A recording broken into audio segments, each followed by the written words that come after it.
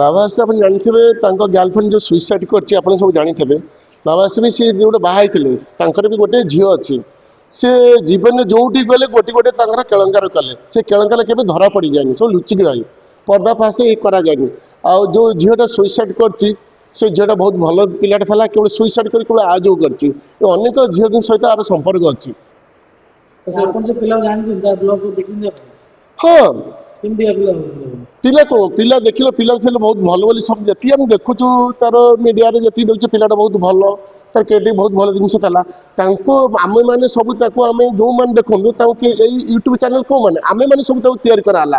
ସେ ଏତେ ପଇସା ଇନକମ୍ କରି ଏତେ କଲା ପରେ ଗୋଟେ ଏତେ ସୁନ୍ଦର ଝିଅଟା ତା ପାଇଁ ସୁଇସାଇଡ୍ କଲା। ସେ ଗୋଟେ ମଝିରେ ଗୋଟେ ପୋଡକାଷ୍ଟ ଗୋଟେ ଚ୍ୟାନେଲ ଆସି କହିଥିଲେ ଯେ ମୁଁ ତ ଭଲ ପାଉଛନ୍ତି କିନ୍ତୁ ବାହା ହେବି ନାହିଁ, ମୁଁ କହିପାରିବିନି। ନା ନା ଜଣେ ଭଲ ପାଉଛନ୍ତି ବାହା ହେଇପାରିବି ତା ମାନେ କଣ ପାଇଁ? ସେ କାହିଁ ମନା କଲେ କହିଲେ? ସିଏ ଆଗରୁ ଗୋଟେ ଲଭସ ବାହା ହେଇଛି, ତା ଗୋଟେ ଛୁଆଟା ବି ଅଛି।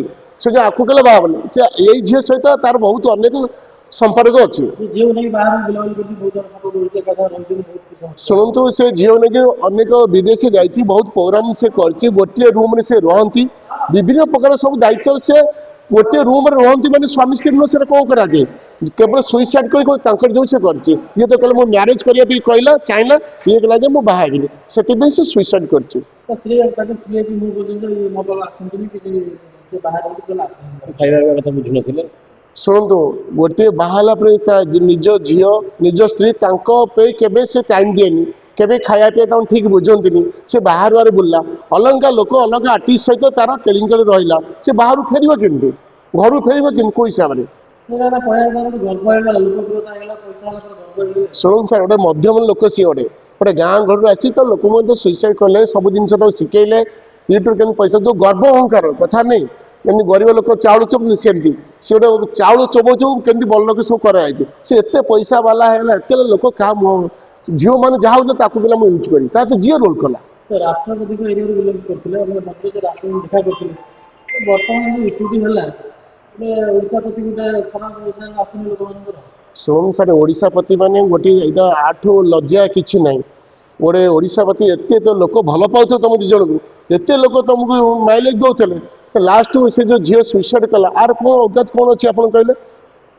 ଗୋଟେ ଜୀବନଟା ଦେଇପାରିବ, ଗୋଟେ ଜୀବନଟା ଯେତେ ଯାହେଲେ ଜୀବନଟା ଆଉଥରେ ସେ ଫେରି ଆଣିପାରିବ କି? କାହିଁ ମୁହଁ ଖୋଲୁନାହାନ୍ତି, ଘଟଣା 3-4 ଦିନ ଘଟିଲାଣି, କାହିଁ ମୁହଁ ଖୋଲୁନାହାନ୍ତି, କହୁନାହାନ୍ତି। ଶୁଣନ୍ତୁ, ମୁହଁ ଖୋଲିଲାନି, ମୁହଁ 100% ଆରିକି ଦେଖୁନି, ମୁହଁ 100% ଖୋଲିବ, ଇନକ୍ୱାରି ଚାଲିଛି, 100% ମୁହଁ ଖୋଲିବନି କେମିତି? ଗୋଟେ ଝିଅଟା ତାର ସୁଇସାଇଡ୍ କରିଛି ନା ହୋଟେଲରେ।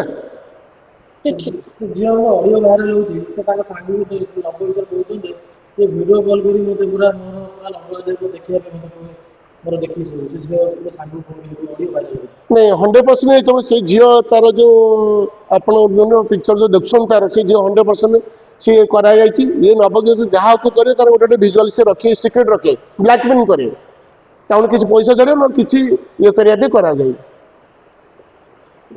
ଦିଲ୍ଲୀପ ଭାଇ କ'ଣ କହିବେ, ଗୋଟେ ଆତ୍ମହତ୍ୟାଟା କ'ଣ ଶେଷ ନିଷ୍ପତ୍ତି କି? ମାନେ ଅବଶ୍ୟ ଏଇ ଯୋଉ ଝିଅଟା ଆତ୍ମହତ୍ୟା ଏଇଟା ଠିକ ହେଲାନି। ତୁ ଆତ୍ମହତ୍ୟା କରିଲୁ, ତୁ ନିଜେ ପଳେଇଲୁ, ତୋର କ'ଣ ହେଲା ଯେ ଆକୁ ତୁ ନିଜେ ଥାଇକି ଆକୁ ଦଣ୍ଡ ଦେଇଥାନ୍ତୁ। ଆଇନ କାନୁନ ଅଛି, ତ ସବୁ ରେକର୍ଡ ହେଇକି ଥିଲା, ସବୁ ଆଇନ କାନୁନ। ବାପା ମା ତମେ ଚଳିଗଲ, ତୋର କ'ଣ କ୍ଷତି ହେଲା? ତାର କିଛି କ୍ଷତି ହେଲାନି। ସେ ହଁ ଯିବ ଜେଲ ଯିବ, ତାପରେ ପଳେଇ ଆସିବ। ଆଉ ଆମର ସବୁ ଯେତେ ଓଡ଼ିଶାବାସୀକି ମୁଁ ଆପଣଙ୍କ ସମ୍ବନ୍ଧୀକି ଅନୁରୋଧ କରୁଛି, ଏଇଭଳିଆ ଲୋକଙ୍କୁ ଆପଣ କେତେ ଭଲ ପାଆନ୍ତୁ ନା, ସକାଳି କେବେ କରନ୍ତୁ ନାହିଁ।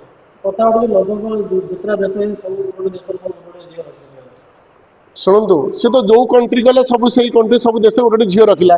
କାହାକୁ କହୁଛି ମୋର ଭଉଣୀ, କାହାକୁ କହୁଛି ମୋ ଗାର୍ଲଫ୍ରେଣ୍ଡ। ଆପଣ ତା ଭିଡ଼ିଓ ସବୁ ଦେଖୁନାହାନ୍ତି? କାହାକୁ କହୁଛି ମୋ ଗାର୍ଲଫ୍ରେଣ୍ଡ, କାହାକୁ କହୁଛି ମୋର ଭଉଣୀ। ଏମିତି କରି ସବୁ ଯାକ ନେଇକି ଫସେଇକି ସେଠି ଆମକୁ କେମିତି ଓଡ଼ିଶାକୁ ଯାଇକି ଆମକୁ କେମିତି ଭକୁଆ ବନେଇଲା। ନାରୀ ପ୍ରେମ, ସେ ନାରୀ ପ୍ରେମ, ନାରୀ ବା ସେ ସେକ୍ସି। ଯେମିତି କାଷ୍ଟିଂ କାଉଛି, ଏମିତି କାଷ୍ଟିଂ କାଉଛି ବଡ଼ ବାପା ଇଏ